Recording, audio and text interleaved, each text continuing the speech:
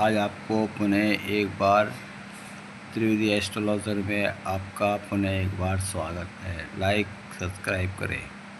भाइयों, आपको एक चीज़ बताया जा रहा हूँ संतान के बारे में और बीमारी कट जाती है उसके बारे में, तथा रोज़गार के बारे में और लव मैरिज के बारे में।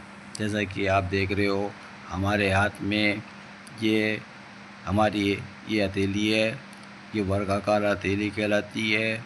जैसा कि आप देख रहे हो इसके अंदर सबसे बड़ी बात बताऊं कि ये हार्ट रेखा जो जा रही है निकल कर पतली किसी व्यक्ति के जुपिटर पर आती है ऐसे फटकर, और जुपिटर उठा हुआ होता है और पीछे से ये रेखा इस तरह से खुली होती है।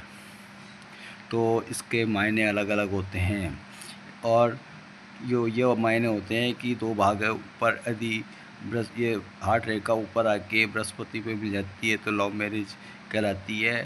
साथ में ये विवाह रेखा होती है हमारे, यदि पीछे से इस तरह से ये विवाह रेखा देख रहे हो आप, ये विवाह रेखा है हमारी और पीछे से दो भागों में फटी हुई है और उसके ऊपर जो रेखा बनी हुई है गहरी रेखा लड़के की होती है और बारीक रेखा लड़की की होती है। तो ऐसे साइन प्यार में सफल रहते हैं। शर्त एक है आगे का ऐसे विवाह रेखा आगे आके भी दो भागों में बढ़ जाती है, ये अशुभ कहलाते हैं।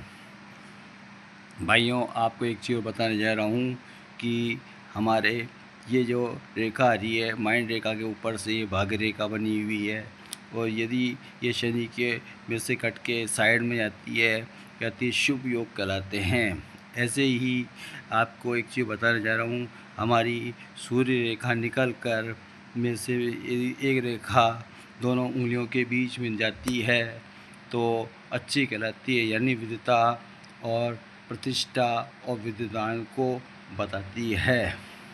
आपको एक चीज़ बताता हूँ कि शनि रेखा में से शनि भाग्य रेखा यदि निकल कर माइंड रेखा के साथ निकल कर चंद्र स्थान पर आके इस तरह से यदि दो भागों में पड़ जाती है नीचे, तो ऐसे व्यक्तियों के पास जल स्थान से और घूमने फिरने से बाहर से पैसे के योग बनते हैं।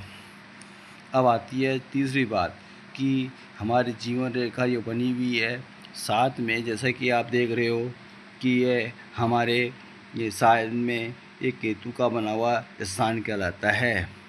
केतु जो होता है ये जीवन के रेखा के साथ टच होता है तो केतु का प्रभाव अच्छा कहलाता है वृद्धावस्था में।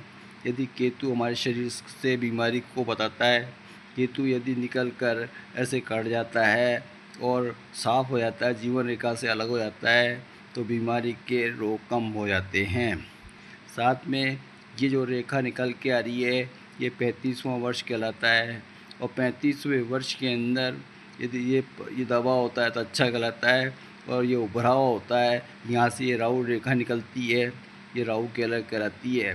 ये जीवन को काटती है तो अच्छा नहीं कहलाता है और बाहर आती है और भी अच्छा नहीं कहलाता है। मंगल रेखा को निकालती है और ऊपर की ऊपर रह जाती है रेखाएं तो अच्छा कहलाता है।